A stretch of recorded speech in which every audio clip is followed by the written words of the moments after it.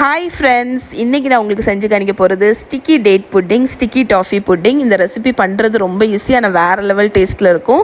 வாங்க எப்படி பண்ணுறதுன்னு பார்த்துடலாம். ஃபஸ்ட்டு இன்க்ரீடியன்ட் மெஷர் பண்ணி எடுத்துருங்க. இதில் ஒரு ஃபுல் ரிட்டன் ரெசிபி கீழே டிஸ்கிரிப்ஷனில் லிங்க் கொடுக்குறேன். ஃபஸ்ட்டு டேட்ஸில் பேக்கிங் சோடா ஹாட் வாட்டர் ஊற்றி ஒரு 5 நிமிஷம் சோக் பண்ண வச்சுருங்க. டேட்ஸ் கொஞ்சம் சாஃப்ட் ஆகணும்.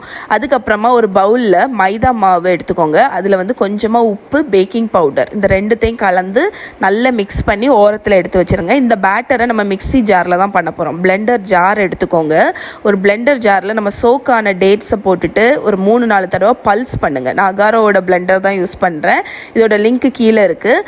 பல்ஸ் மட்டும் பண்ணுங்கள். அதுக்கப்புறம் அதில் பட்டர் ஆட் பண்ணி ப்ரௌன் சுகர், அதாவது வெல்லம், அதை ஆட் பண்ணிக்கலாம். வெண்ணிலா, முட்டை, இதையும் ஒரு 3-4 தடவை பல்ஸ் பண்ணி எடுத்துருங்க.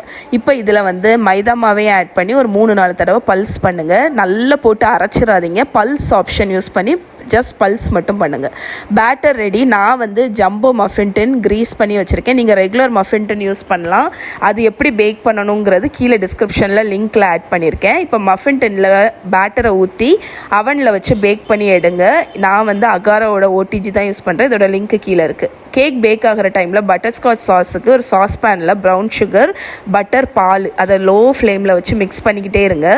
பாயிலிங் ஸ்டேஜ் வந்தோடனே ஒரு ஃபுல் பாயிலில் 1 நிமிஷம் பாயில் பண்ணி எடுத்துட்டிங்கன்னா, அதுக்கப்புறம் வெளியே எடுத்ததுக்கப்புறம் உப்பும் வெண்ணிலாவும் போட்டு மிக்ஸ் பண்ணி வச்சுட்டிங்கன்னா உங்களோட பட்டர்ஸ்காட்ச் சாஸ் ரெடி. இதை ஓரத்தில் வார்ம் ஆட்டு வச்சுக்கோங்க. கடைசி இதை சர்வ் பண்ணும்போது தேவை. இப்போ நம்ம கேக் பேக் ஆகிடுச்சு பாருங்கள். இப்போ இதை ஒரு நைஃபை வச்சு ஒரு 10 நிமிஷம் கூல் ஆனதுக்கப்புறமா அன்மோல்ட் பண்ணுங்கள். கேக்ஸை அன்மோல்ட் பண்ணோன்னா அவ்வளோ சாஃப்டாக இருக்கும் இந்த கேக்கு. இது என்ன சொல்ல, ரொம்ப ஃப்ளஃபியாக, ரொம்ப லைட்டாக இருக்கும். இப்போ பாருங்கள் எவ்வளோ டெக்ஸ்டர் எப்படி இருக்குது பார்த்தீங்களா, பவுன்ஸியாக இருக்குது உங்களுக்கு இந்த கேக்கு. ஸோ இப்போ இதை ஒரு பிளேட்டில் வச்சுட்டு நம்ம வச்சுருக்கிற அந்த பட்டர்ஸ்காட்ச் சாஸை மேலே அப்படி மெல்ல ஊற்றி நீங்கள் சர்வ் பண்ணிங்கன்னா அவ்வளோ டேஸ்ட்டாக இருக்கும். இந்த ரெசிபி கிராம் மெஷர்மெண்ட்டில் நிறைய பேர் கேட்டிருந்தீங்க. உங்களுக்கு கீழே டிஸ்கிரிப்ஷனில் லிங்க்கில் நான் ஆட் பண்ணுறேன். நீங்கள் அதை போய் மறக்காமல் செக் பண்ணுங்கள்.